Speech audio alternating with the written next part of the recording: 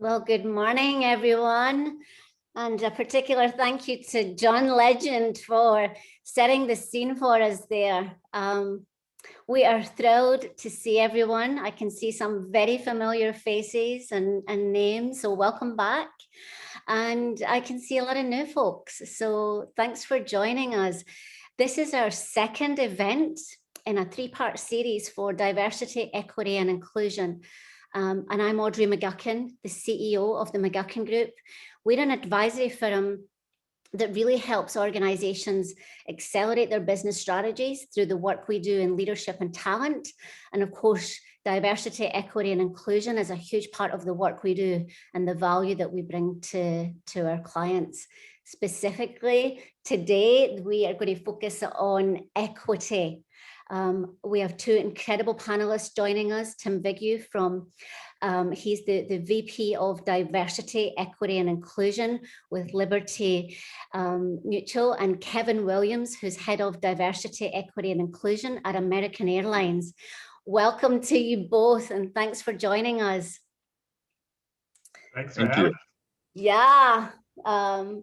Also for our clients that are on this call and our friends and our folks that join us regularly, Ellen is back with us, and Ellen is our graphic illustrator.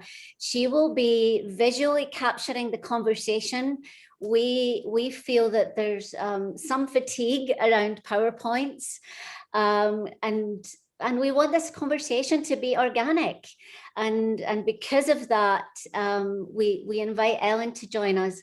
And then the outcome is that we actually memorialize the conversation. And so Alina, who's been signing everybody up and getting you connected, she'll send that out to everyone after. So Ellen, thank you for joining us. And I know that you're going to do an incredible job of capturing the essence and the key points and the things that emerge in our conversation today. And I can't wait to see the image. Let's go ahead and get started. So what we're finding is when we work with our clients that they often get tripped up not only on the definitions of DE and I, but how to use these terms to actually create goals, priorities, action plans for themselves and for their organizational culture. And when we can't get on the same page around clarity on what all of this means and the interdependencies, we can't take the next step. And when we can't hold diversity, equity, and inclusion as separate concepts and understand how they interact together, then we can't set clear goals and strategies around them. We've got some folks back here from our first webinar, and we made a decision to start with inclusion. We felt like it's one of the toughest, yet one of the most valuable places that an organization can start. Often an organization will start really around diversity, and through our materials, you'll see that we wanted to flip around those conversations. So we started it with an inclusion conversation, and now we're going to go into this equity conversation. And so what do we mean by equity? As we think about equity, it's really an approach that ensures everyone has access to the same opportunities. Equity recognizes the advantages and barriers that exist, and that as a result of that, we don't always start from the same place.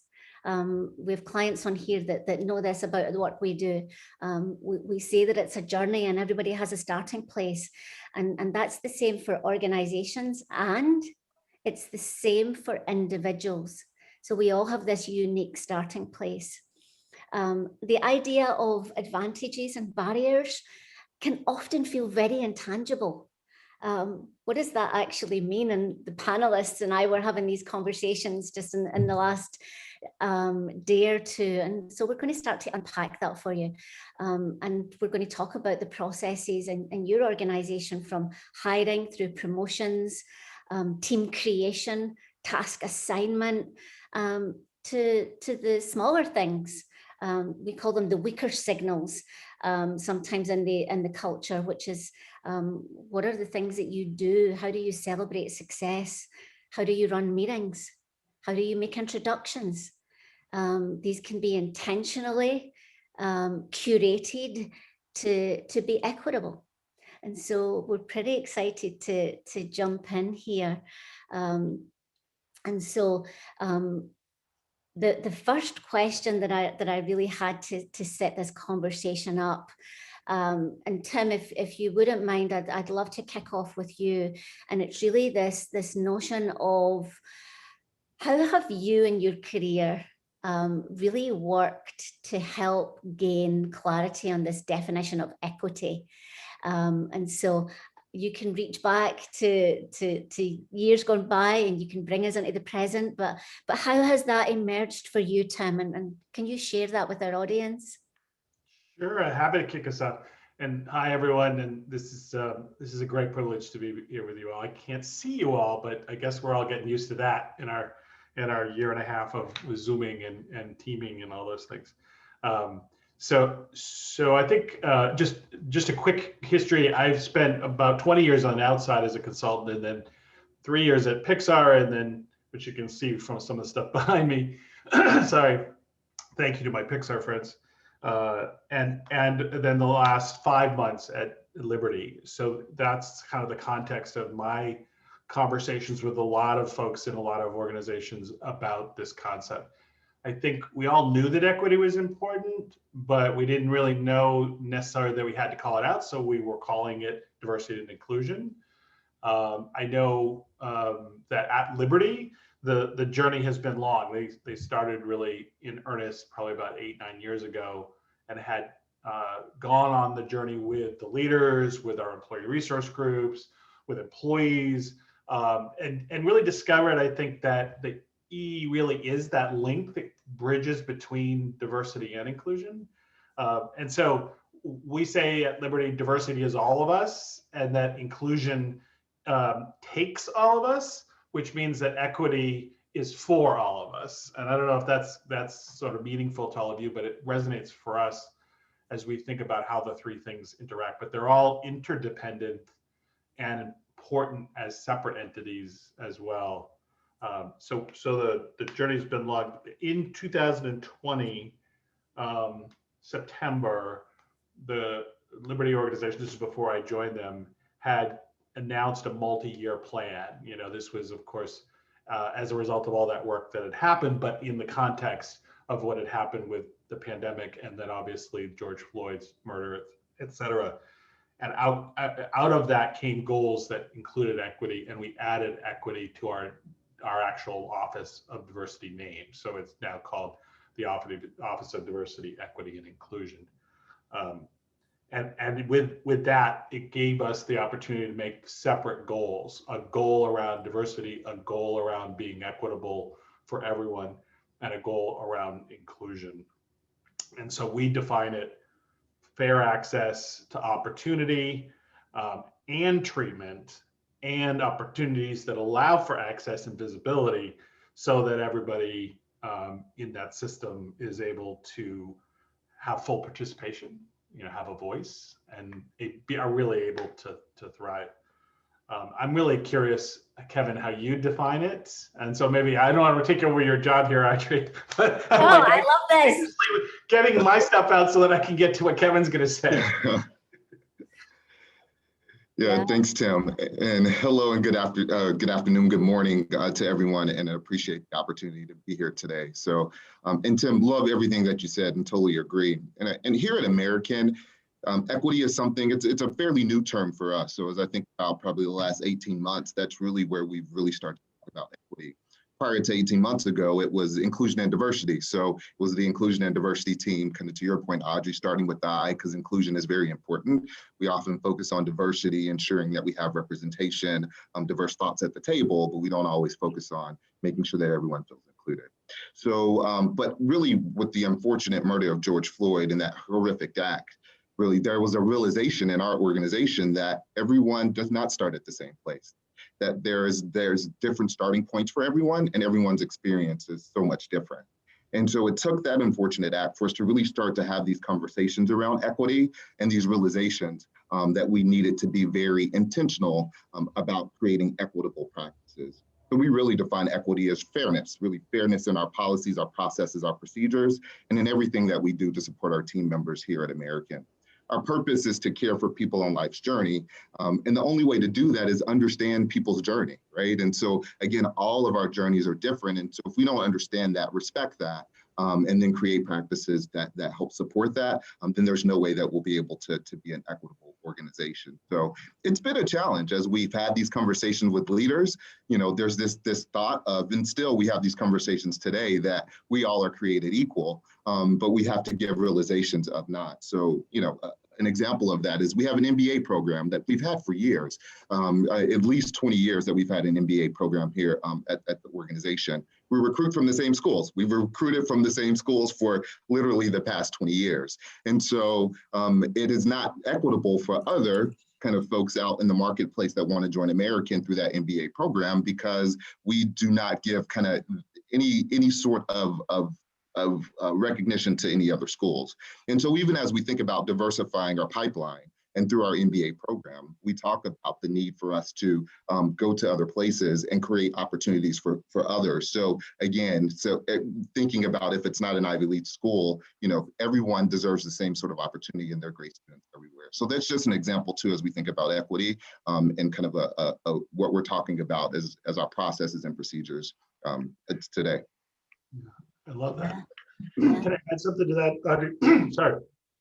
One of the things that we talk a lot about, and I think probably most people on this call think about, is how could you possibly create, and this relates to Kevin, what you just said, how could you possibly create a really truly inclusive place if everybody that you have there, that's all those backgrounds that Kevin just described, are not being treated in a fair and equitable way? So we kind of, I think, always assume that the inclusion piece kind of covered the equity part, but I think what we're discovering together is that no, you got to call it out. It's got to have its own priorities. You got to look at it both at a personal equity perspective and at a corporate or entity level. It's not just one or the other, but yeah, it's we can't do one without the other. Yeah, Absolutely. you know, and one of the things that our clients know about us, right, is that we like to focus this work on the leadership aspect as well. And so there is a leadership component to this.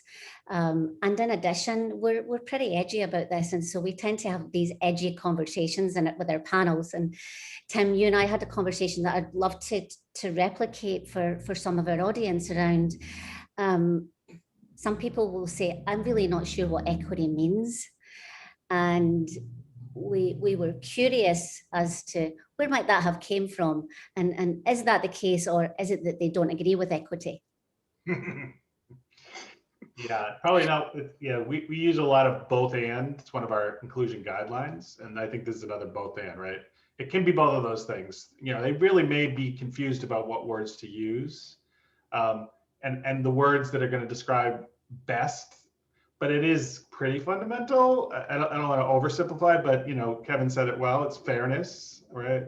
And that every part of the process is fair, right? And fair to all kinds of people who have all their own identities and all their intersectional identities. So one of the things I said to Audrey when we were talking before, and Kevin, I'd love to get your 2 cents on this too, is I think sometimes it is a form of resistance. And so like, I'm not necessarily that they're gonna come out and say, I don't believe in equity. Most people aren't gonna say that anymore than they're gonna say I'm a racist. But you know, the reality is, I think when it comes down to it, there's this protection of the status quo that says, yeah, what do you really mean here? And then it can be a delay tactic to getting to the real work. Kevin, what are you finding in your work?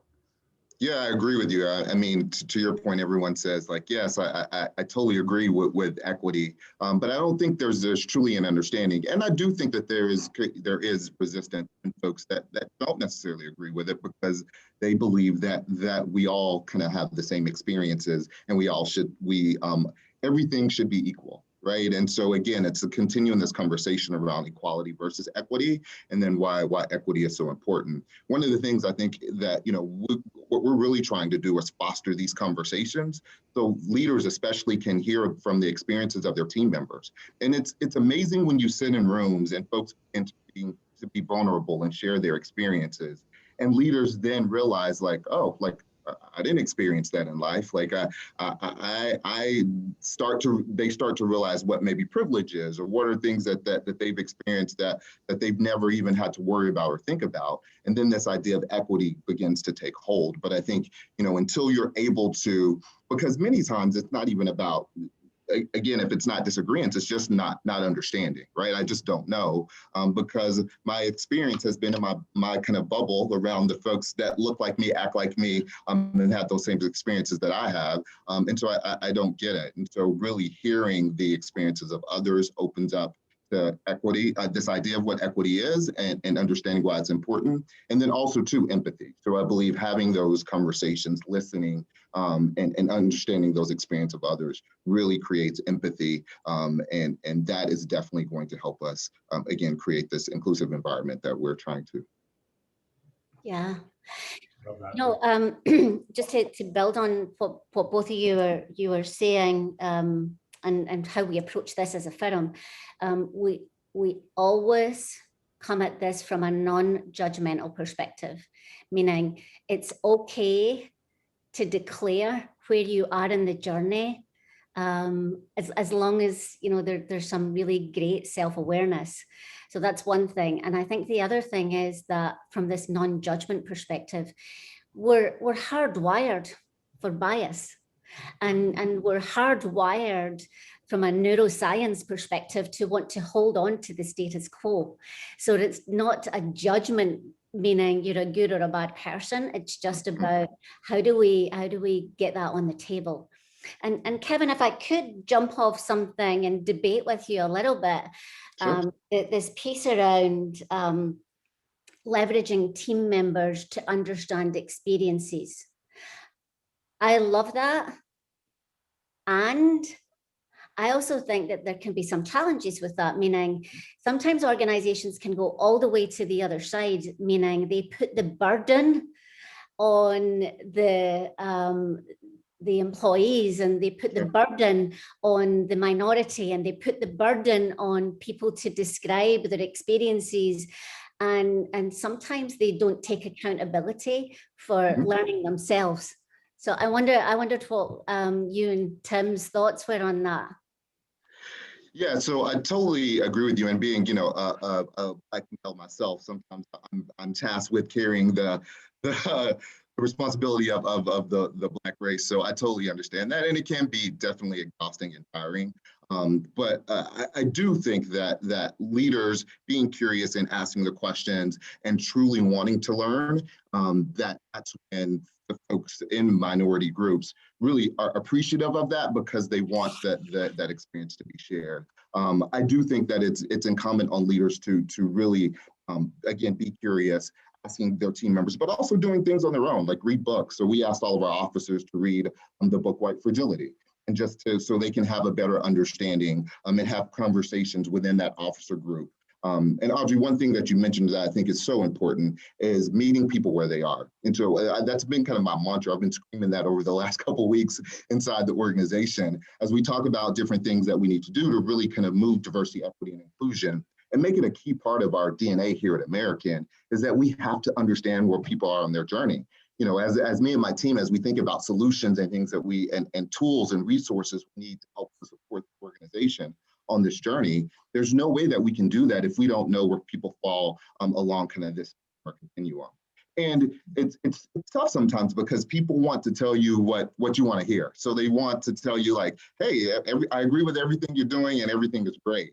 But you really need people to say, I don't agree, I don't understand it, and here's my perspective, because then you understand where folks are and what you can do to help and support that. So I think just kind of sum that up, to continue to have the conversations, asking team members, leveraging them, of course, but you need to, as a leader, take some steps on your own to really try to do some learning on your own, and then be okay to raise your hand and say, I don't get it. And then that way we can figure out how we can provide what tools and resources are needed to help you understand and move along the journey. Yeah. Tim, did you want to build on that? I love everything that Kevin said, and it resonates really well for me and my own journey, and also the journey that we were on with our folks. Some folks on the call may have heard me say this in a previous other settings, but I picked this up from another one of these panels at another point. Somebody had said, "I'll meet you where you are as long as you promise not to stay there." And I love that. I love that. And it's stuck with me, and I use it all the time. And feel free, of course, free gift to everyone, because it wasn't mine to begin with. And I wish I could tell you who gave it to me, but I can't. But it is so simple to think of that way, because we are going together. But there are some people who are going to stay where they are. And one of the things to think about is the energy that we put into those people versus the people who are on the journey with us and are willing to keep going. Yeah. So that balance you mentioned at the beginning about, the burden and then self-responsibility, particularly of our leaders, our executives, is serious and true. And I feel like we're making, at least at Liberty and in my experience at Pixar and at Disney, I think we are making lots of progress on that, but we got more ways to go. And it isn't all, you don't move everyone all at once in a monolithic way. That's partly why we use this process of non-judgment. Yeah. And one of the things that I like to do as your moderator is link and label some of these conversations. And I'm hearing a golden thread of leadership, and part of that golden thread of leadership are things like creating psychological safety. Kevin, another one you mentioned is curiosity. Another one is empathy. And my favorite one is accountable, right? How are we holding ourselves accountable, and how are we holding others accountable? And then, what I would offer is the first and the biggest question that we ask CEOs when we do this work is, what is it time for now? Mm-hmm. Right? Where are we on the journey? Let's talk about all of that. Okay, great. But what is it time for now? And I think that can be a really powerful question for our CEOs on this call to really think about. What is it time for now in your organization? And for our HR leaders and business leaders, how can you ask your teams, what is it time for now? What are we going to hold hands around? And how are we going to move forward?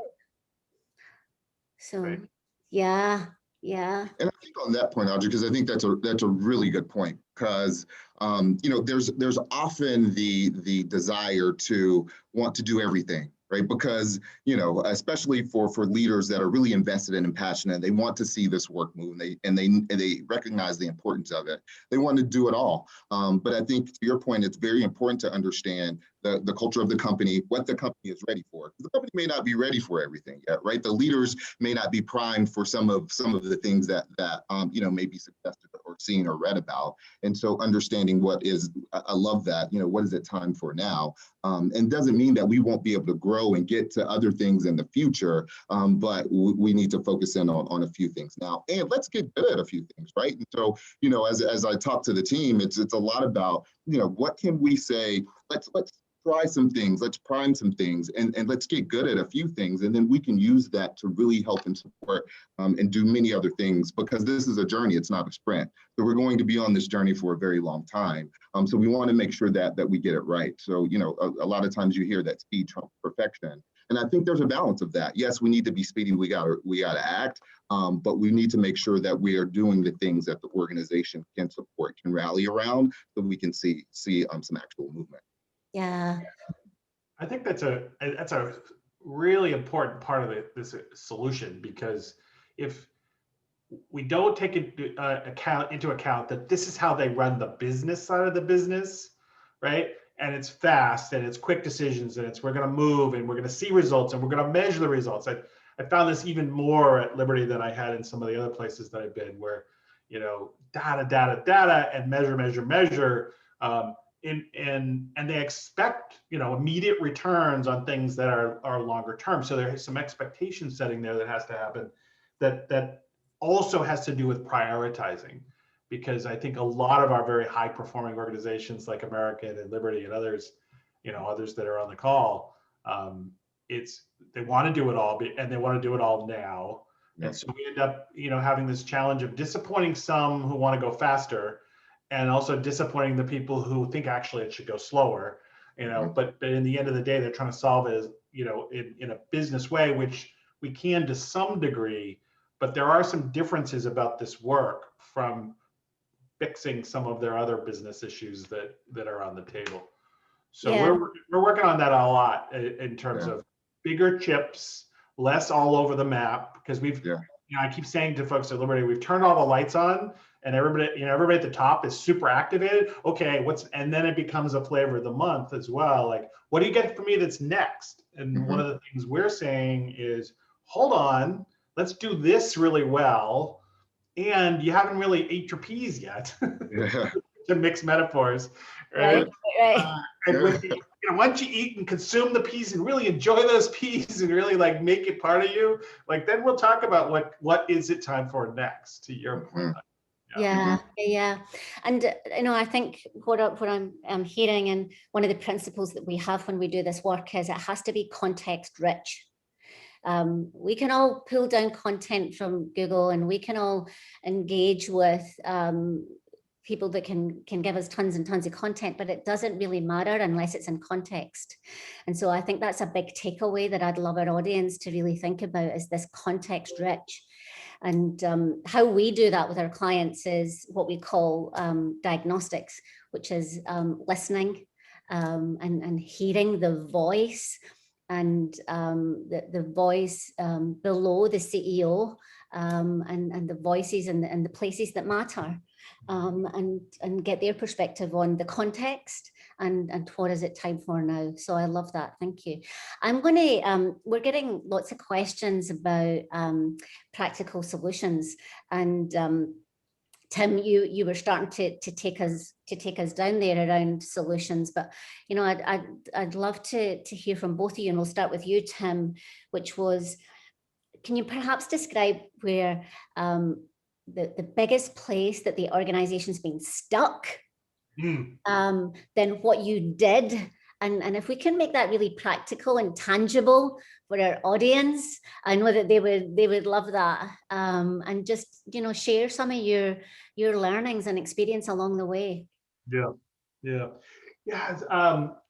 actually am going to change the question, because I don't think at least I'm going to talk about Liberty.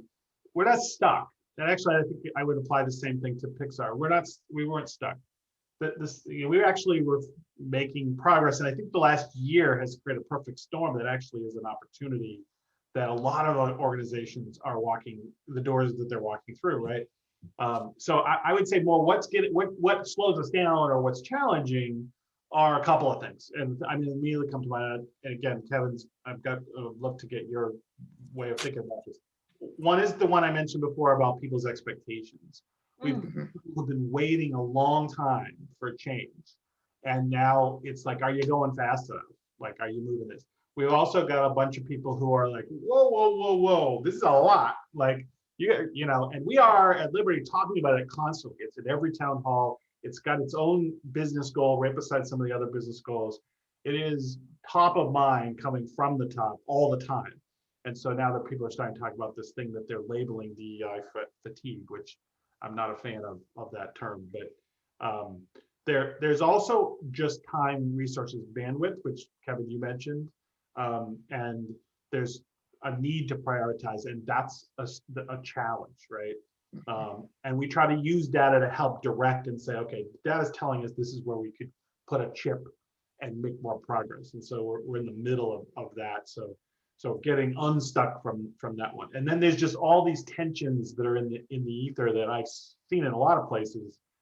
One of which is when you call out one group, and we focus, let's say, on racial equity, particularly for the Black community last year and into this year, or the Asian community or the LGBTQ community, everyone else says, well, wait a minute, what about me? And I thought you said this is for all of us. So there's this tension constantly going on about, do you focus and what does it mean when you do?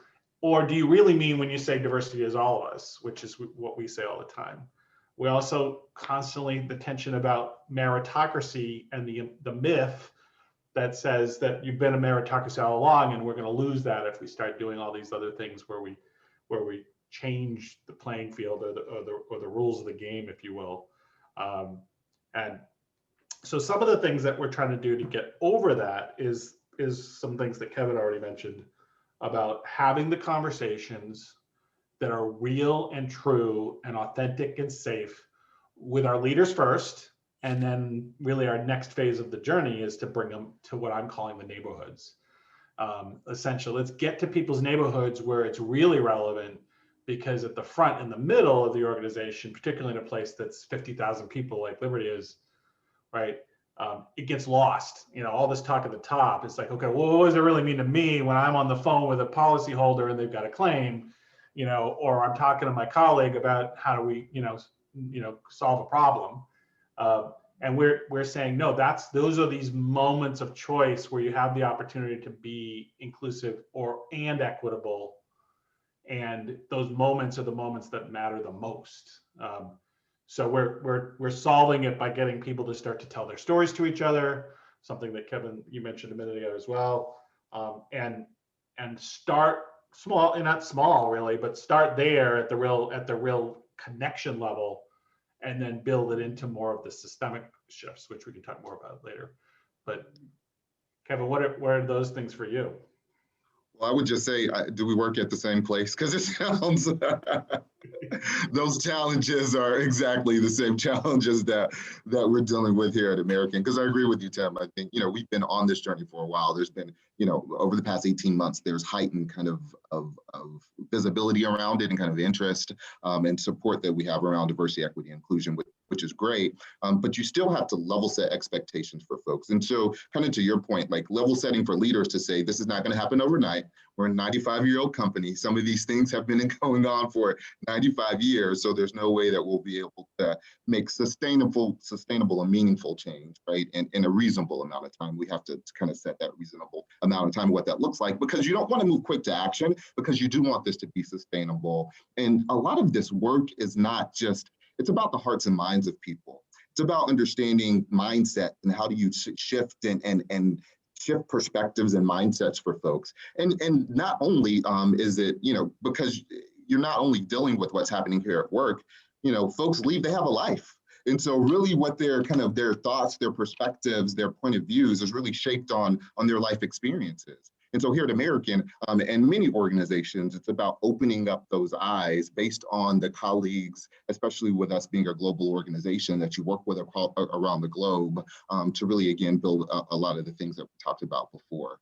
I think one of the things that Tim pointed out, which is really important, is this idea of what about me, right? And so it's not a one-sum game. A zero-sum game is what we always talk about, and say, we've always done development for all. We've always had programs, that supported diversity, equity, and inclusion, but based on the data, because we are being more intentional about data, based on where we have the biggest gaps in the organization, this is where we're going to focus. And also, too, we spent a lot of time listening to our team members. We've done listening sessions over the past year and a half.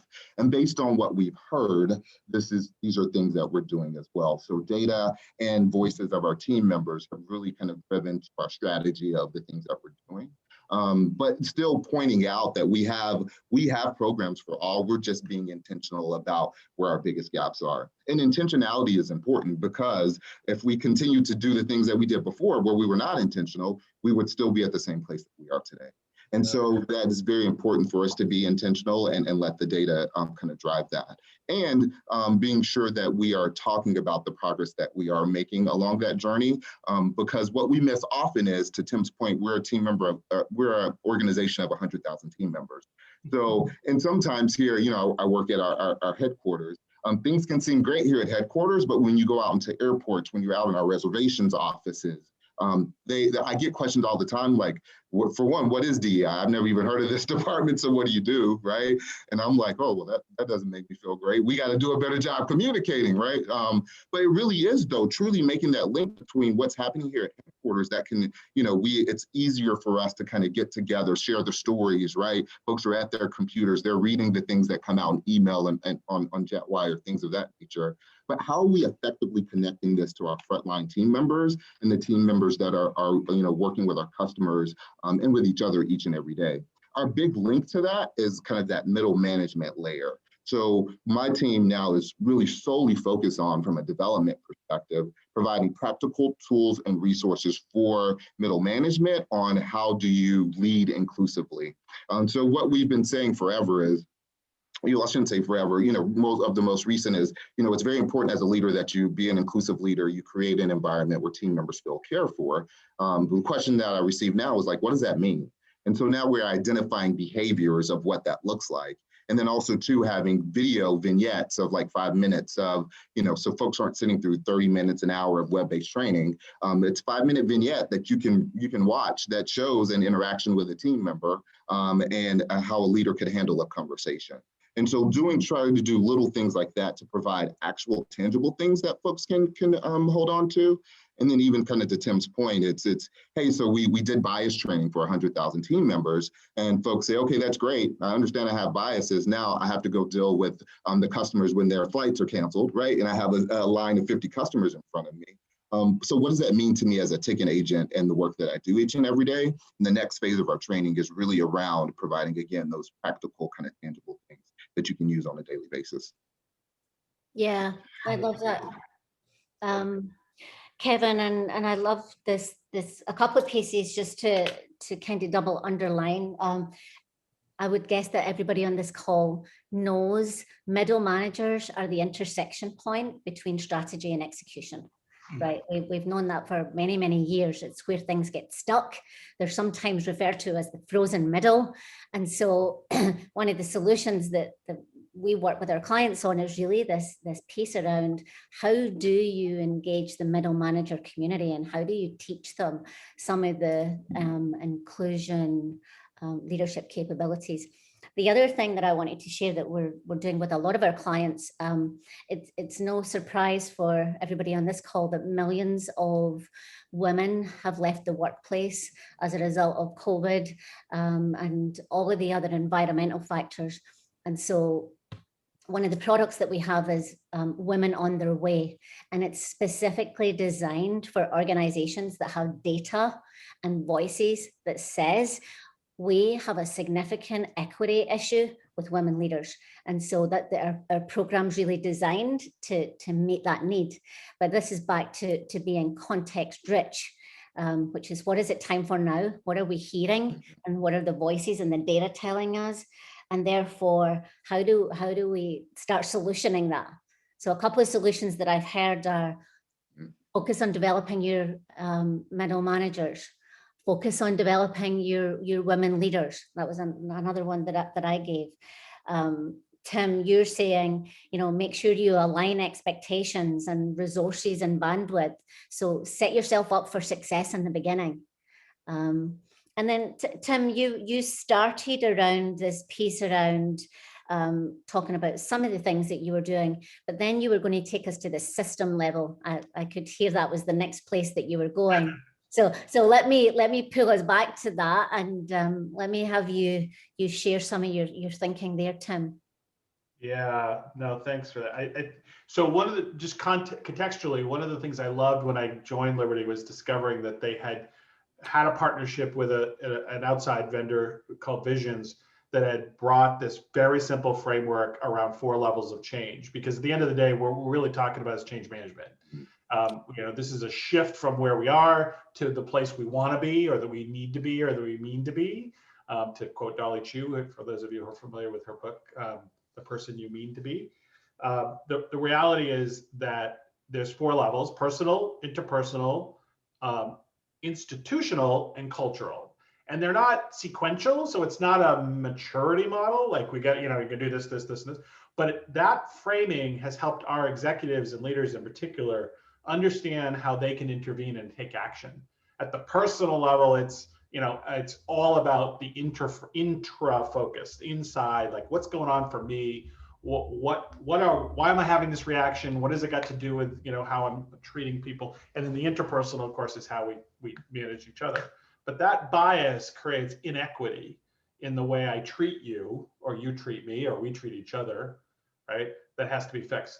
And then obviously at the institutional level, we got all the systems, and you mentioned them earlier, Audrey, so I won't repeat them all, but all of the talent practices in particular that have to be fixed. So this goes back to this prioritization thing, because there's so many of those things. But we got to tackle the behavioral side to create equity in how we act, and then we got to create, those systems. One of the practical things I can offer to the group that with that 4 levels of change came the decision to create something so simple that you're probably like, what?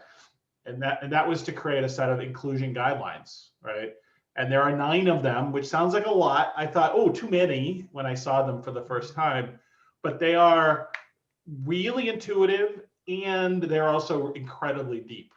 So there are things like match your intent with your impact. Most people on this call probably use that one and talked about it. One is self-focus, which is think in the moment about how I'm having this reaction and what is it about and what's going on. That sort of encourages self-awareness. One's called try on, right? They have very simple names to them. None of them will surprise you, but what made them so powerful is they got socialized at the beginning of the journey with the conversation about diversity as all of us before all the rest of the stuff. And they are now in every meeting. They are in every conversation of any difficulty. Well, let's pull out the inclusion guidelines before we start talking about this topic, right? And then people will say, I'm going to work on this one because I know that this one's going to be particularly meaningful to this moment and really helpful to make sure that we have an inclusive conversation here.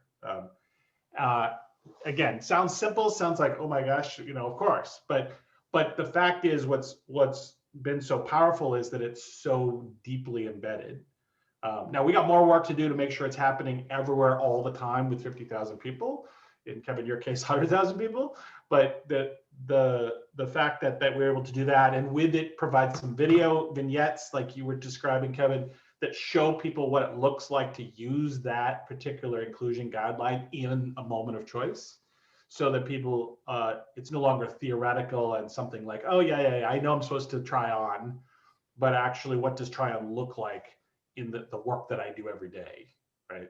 So I would encourage everyone to come up with some version of that for their own organizations and find a way to get that out as a foundational piece, because then you can build on from there.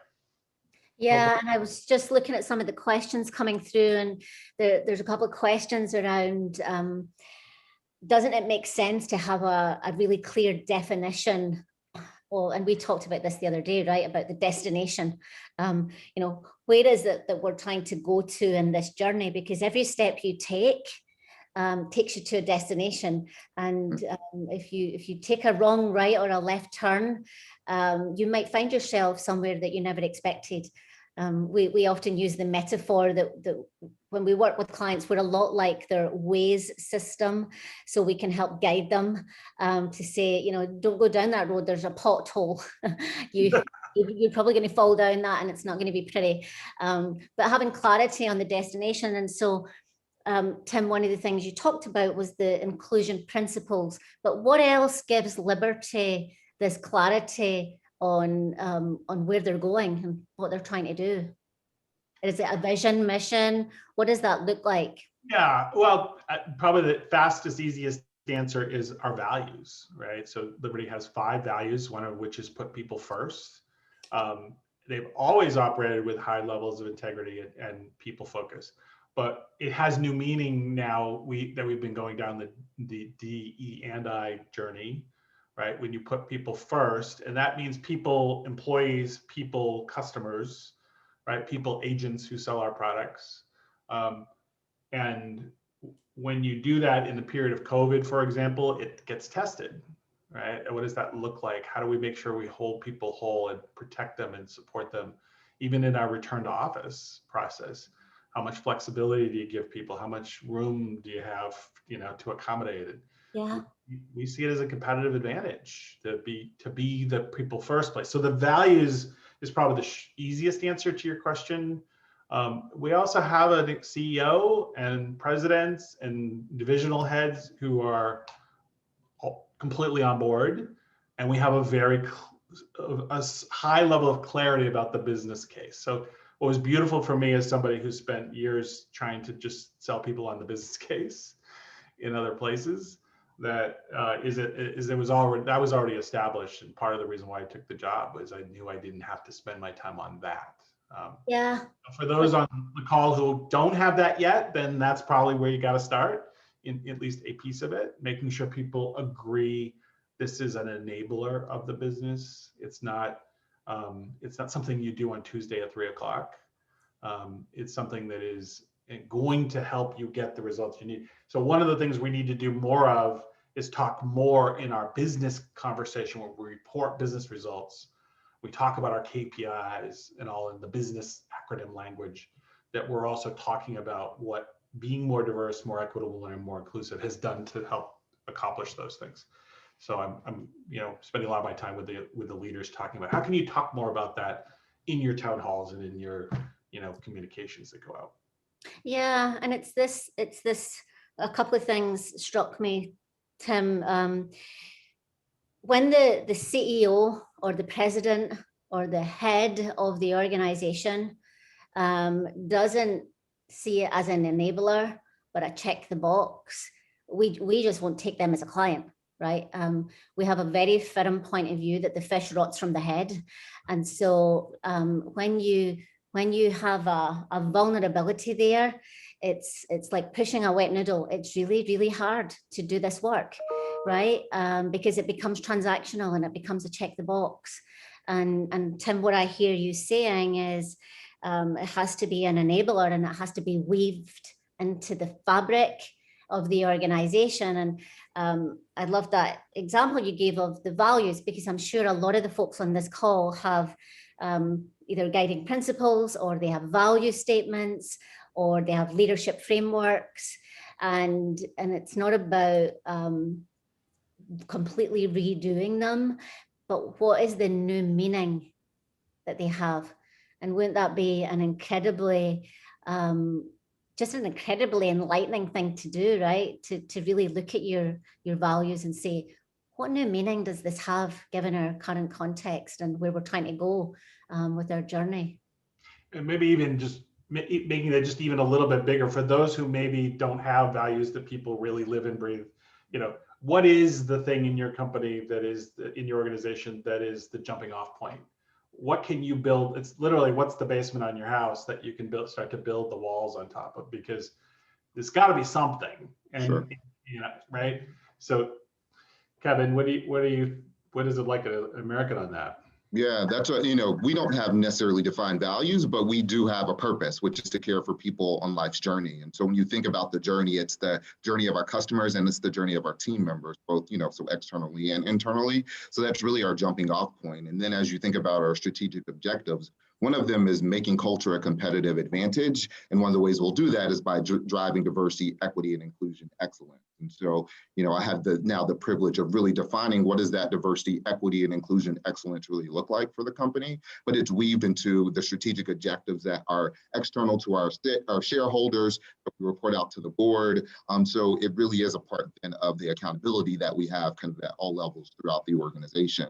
And then what we've done is really be very specific around diversity. It was kind of like what you talked about, Tim, around prioritization, around really kind of our areas of focus. So we have 3 pillars that we focus on, and our work needs to really align to these pillars. One is around listening and relationships. So it goes back to this idea that we have to listen to our team members. We have to understand where people are starting from so we can really understand the kind of tone and tenet of the organization, and ensuring that our relationships, both internally with our team members and externally with our partners, with our vendors, anybody that we have relationships with at American, that they reflect really the culture of the organization and what we're trying to drive. Secondly, it's around learning and aligned values. And so it's not about training, right? Because yes, you can train things. We train on, how do you do the functional kind of pieces of your job? This is really a learning experience, kind of to Tim's point of we are shifting mindsets. We are really kind of working on the hearts and minds. And so it's an ongoing education, learning journey that folks are on around diversity, equity, and inclusion. And it's ensuring that we too, as an organization, that we are aligning ourselves with the things that are important to our team members. We often say if it's important to our team members, it's important to us. So for example, we advocated for, against, the voters legislation laws that were being restrictive here in Texas. We advocated for the Equality Act for LGBTQI plus team members. We also too, just yesterday, sent out comms in support of the Crown Act. Right. And so those are things that are important to our team members that we hear from listening to our team members that we are advocating for as a company. And then lastly, it's about recruitment and advancement. So it goes back to this intentionality piece that we have to be intentional around recruitment and advancement, because at the end of the day, representation matters. And so really we see that if folks do not see folks that look like them with the same, similar experiences, right? All of those things matter. And so it's important for us to focus on representation. And we're using the data now to say, where's our starting point, right? Because we have to understand where we start, what are some things that we can do to implement, how are we measuring progress, and then we'll continue to grow from that. Love that. So helpful. Yeah, really helpful. We have a few minutes left. So one of the questions that's been coming through from a few folks is other examples of equity programs. Kevin, there was a couple of folks said, that they believe that the MBA program at American Airlines is superb and it's great. One of our clients is Intel, and they have a Black African-American mentorship program within their supply chain community. I talked to the audience today about women on their way. That's another example of an equity program. Tim, any other examples that would spark some curiosity for our audience?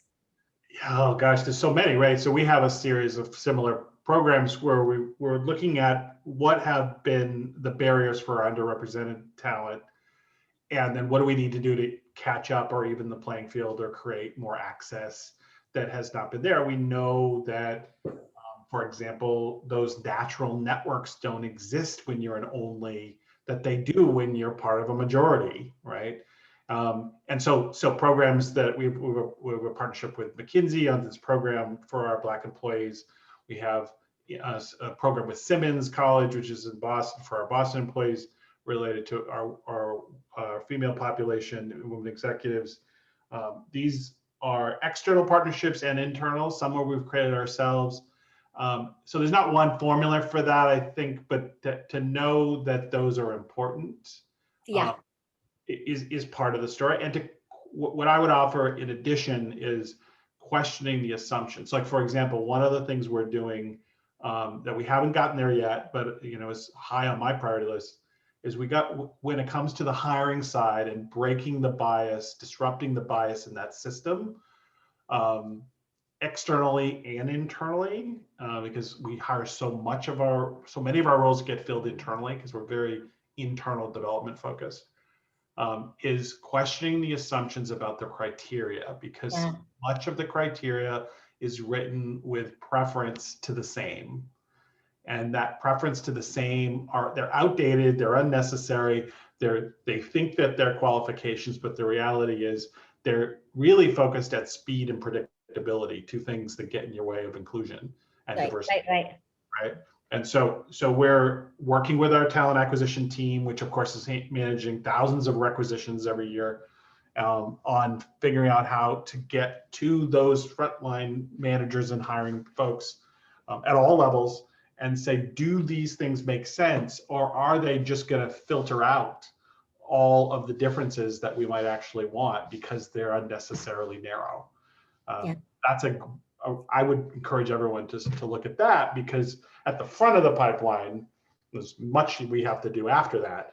But just at the front of the pipeline, you will never get, the range you need if you don't do some of those things. Yeah, yeah. And that kind of leads us nicely into, we've had a lot of requests from our client and our network to have a webinar specifically on this system piece, specifically on the talent management side of diversity, equity, and inclusion. And so I would say to everyone on this session, be on the lookout, check our LinkedIn. We're just looking for a date for that, but that's certainly one of the topics that we're going to explore. We have a minute to go.